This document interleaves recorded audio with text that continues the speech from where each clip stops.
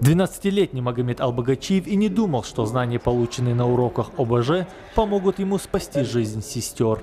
В их доме в Экажево вспыхнул пожар, который сразу охватил все комнаты.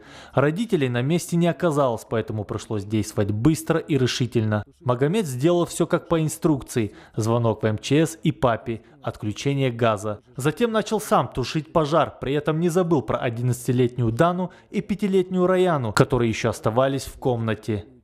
Я зашел, сказал, что пошли, чтобы они вышли.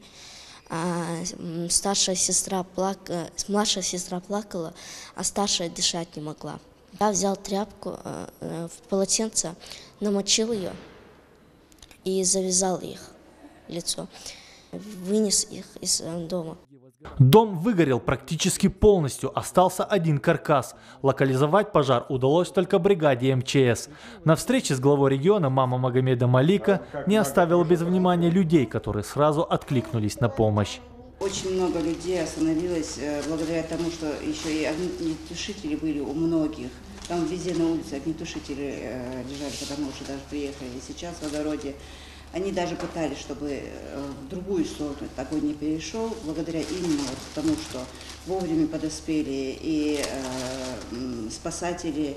Пока взрослые общались, самая маленькая Раяна все шептала Юнусбеку Евкурову: «Мага нас спас, он наш герой». Мы с Даной игрались. Так, и что Мага сделал? Мы ничего с Даной не чувствовали.